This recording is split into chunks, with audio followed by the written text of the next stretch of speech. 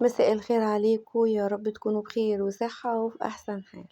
النهاردة عملت وصفة حلوة وسهلة بنحتاج لها دايما، دايما في دخلة رمضان أو عيد الأضحى أو في المناسبات بنعمل الوصفة الحلوة دي، بنعمل الرقاق. آه، ناس كتير بتشتريه من بره، بس هو في البيت سهل قوي ومش مكلف خالص. أنا مش عارفة، كل واحد في مكانه بيختلف سعر عن المكان التاني.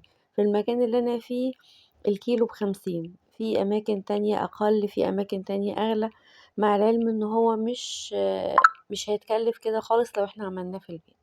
الكمية دي من نص كيلو دقيق. أيوة، من نص كيلو دقيق. يلا نعمل النص كيلو دقيق ده ونشوف هنعمله ازاي بكل سهولة. ده نص كيلو دقيق منخول، هرشله كده رشة ملح خفيفة، وهجهز كوباية مية عادية خالص، ومش هنزل بيها مرة واحدة، يعني كل شوية هنزل كده بشوية مية. لو انتي عندك عجان اعمليه فيه، هيبقى اسهل واسهل. مدة العجن بتاعت النص كيلو ده مش هتكمل معاكي 10 دقايق. بس في ملاحظة، دايما الرقاق بيحتاج ان احنا نعجن ونستنى دقيقة، نعجن ونستنى دقيقة. بس طبعا الدقيقة دي بعد ما بنكون خلاص هو اخد المية بتاعته، وبتبتدي تعجنيه بقى كويس علشان خلاص هتسيبيه يرتاح، او هتقطعيه بمعنى اصح وتسيبيه يرتاح. لو احنا شايفين كده او لو احنا ملاحظين، هنزل بالمية بس كل شوية هنزل شوية، كل شوية هنزل شوية. في دقيق بيحتاج كوباية، في دقيق بيحتاج كوباية ونص مية، على حسب الدقيق بتاعك. في دقيق بيشرب مية كتير وفي دقيق لا.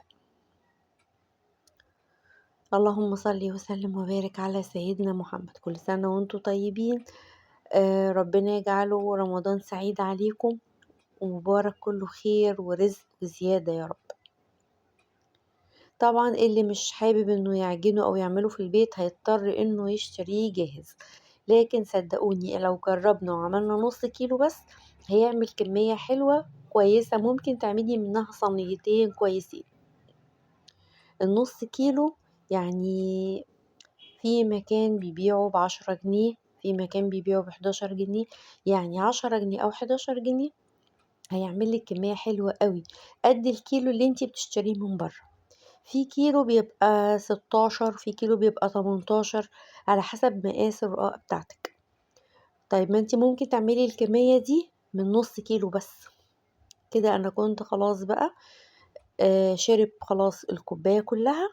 هبتدي بقى اسيب كده شوية مية جنبي واعجن العجنة الاخيرة دي كده بره الطبق بتاعي، علشان خاطر يعني تبقى عجينة حلوة لينة كده في ايدي طرية. هي عادة عجينة الرقاق بتبقى يابسة، ما بتبقاش ناعمة خالص، بس احنا بالعجن هنخليها كده ناعمة وطيعة. كل شوية هتبلي صوابعك بس وهتعجني، وزي ما قلت هتستني دقيقة او دقيقتين وتبتدي تعجني تاني. مدة العجن دي حوالي 10 دقايق. انا كده خلصت وهقطعها على طول، مش هينفع نستنى. هنا في حاجة بقى مهمة، النص كيلو ممكن يطلع 20 قطعة وممكن يطلع 21 قطعة. القطعة دي بتكون حجمها حوالي 40 جرام. 40 جرام هيطلع معاكي 21 قطعة. أكبر من كده 45 هيبقى أقل طبعا في العدد، لكن هتبقى الرقاقة كبيرة، يعني هتحتاج صينية مقاس 28. الأفضل إن انتي تعمليها رقاقة صغيرة لمقاس 26. اللي حاببها كبيرة يعملها، بس أنا بفضل إنها تكون صغيرة، لأن أنا ممكن أعمل صينية صغيرة، ممكن أعملها صينية كبيرة وأحط أكتر من واحدة. فاهميني؟ فالأفضل إنك تعمليها صغيرة عشان ما تكسريش، ده الأفضل ليكي. أنا هنا كنت بوزنها، وهنا ابتديت بقى أقطع كل الكمية شرايح صغيرة عشان أوفر الوقت. تمام كده؟ يبقى خلينا متفقين على حاجة، الحجم المناسب ليها 40 جرام. عايزة تكبريها عن كده زوديها كمان 5 جرام، هتبقى 45 جرام، بس دي هتبقى صينية كبيرة شوية. هتجهزي جنبك بقى صينية ومرشوشة دقيق علشان كل قطعة تقطعيها تحطيها فيها. اللهم صل وسلم وبارك على سيدنا محمد. وطبعا بعد ما هتقطعي واحدتين تلاتة او هتوزنيهم كده لو عندك ميزان زيي، هتبقى خلاص ايديكي ميزان وهتبتدي تقطعيها على طول مباشرة. وزي ما قلتلك يا هتطلع يا 20 هنا من الإضاءة مش باينة، بس هي 40 جرام. النص كيلو هيطلعوا 20 قطعة أو 21، مش أكتر من كده خالص. كده خلاص أنا كنت قطعت الكمية كلها، وهغطيها بكيس بلاستيك، وهغطيها كمان بفوطة.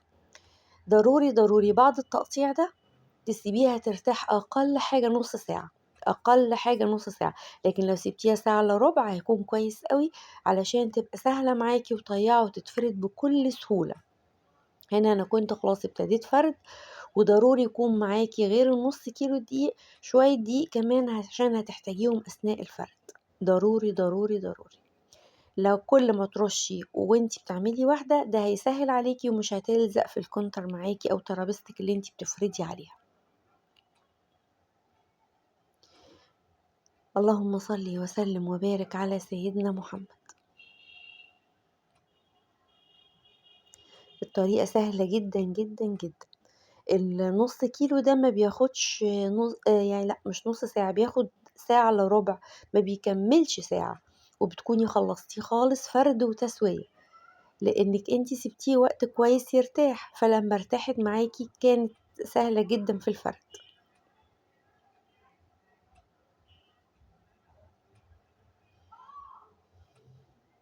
صحيح الحاجات دي بتبقى متعبة، او في ناس بتحس ان هي بتاخد من وقتها، لكن صدقوني لو ايديكي واخدة وبتبقي سريعة مش هياخد معاكي حاجة خالص، وكمان هتعملي حاجة مفيدة وهتوفري، وهتبقي كمان انتي متأكدة ان الدقيق نظيف وانتي نخلاه بايدك. فالحاجات دي مش هتاخد وقت معاكي خالص. وكمان بقى احلى لو معاكي حد بيسوي عليكي، هتبقى العملية اسهل واسهل. يبقى زي ما قلتلك حاولي تعمليه في البيت، هيبقى سهل عليكي. لو حسيتي بالتعب صدقيني هيبقى افضل كتير من انك تشتريه من بره، من انك تشتري حاجة انتي مش عارفاها، كمان غالي كتير جدا جدا، 50 جنيه على الكيلو. في حيث انك ممكن تجيبي نص كيلو هيعملك كمية حلوة قوي. زي ما احنا شايفين كده، انا شايفة المقاس ده مناسب قوي قوي قوي. لو انتم ملاحظين هي زي الاستك بس ما بتتقطعش، تمام كده. وضروري ضروري تفردي الحروف كويس قوي، تدوسي على الحروف كويس. دي انا كنت مجهزاها، وطبعا هنجهز صينية على النار وهنقلبها زي ما احنا هنشوف دلوقتي. الصينية دي انا قلباها والنار هادية مش عالية. طبعا هفردها كده في البداية، بس انا بعمل لوحدي. وهتبتدي كده تسويها من كل جنب لغاية ما تحسي انها خلاص كده تمام قوي. مش هتاخد على كل جنب حوالي 30 او 40 ثانية بالكتير. وزي ما قلتلك ضروري تبقي عاملة اكتر من واحدة علشان تسهلي على نفسك، مش كل واحدة تعمليها تفرديها.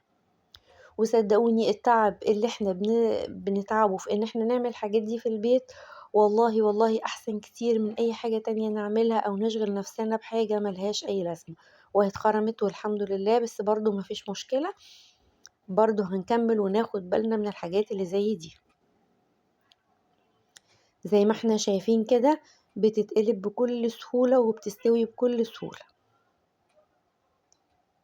يا رب كل حاجة تبقى سهلة عليكم تعملوها في البيت لولادكم بطريقة سهلة موفرة نظيفة انتي متأكدة منها. وزي ما قلتلكوا كل ما كان المقاس أصغر ساعدك كتير من غير ما تكسريها، حتى لو كانت الصينية أكبر شوية. اللهم صل وسلم وبارك على سيدنا محمد.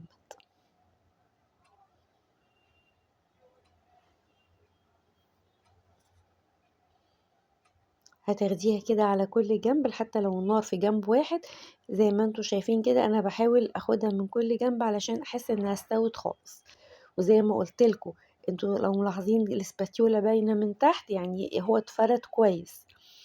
وكمان ضروري ضروري الحروف تفردوها من النص، دايما بتكون مفرودة ورقيقة. وكمان من الحروف ناخد بالنا من الجزئية دي انها تكون مفرودة، يعني يكون كلها مستوى واحد. كل سنة وانتوا طيبين. لو انتوا مش مشتركين اشتركوا، مش هتخسروا حاجة خالص. ولو الوصفة عجبتكم اعملوا لي لايك قولولي في التعليقات إنها عجبتكم، استفدتوا منها ولا لأ. يا رب دايما تكونوا بخير. يا رب كل جولة، كل مكان أروحه يعجبكم، كل وصفة أعملها في المطبخ تعجبكم. يا رب دايما تكونوا بخير وصحة وفي أحسن حال. واشتركوا عشان القناة تكبر بيكم. اللهم بارك. وقولولي كمان كل مكان الكيلو فيه بكام، كل مكان يختلف عن التاني. كل سنة وانتوا طيبين.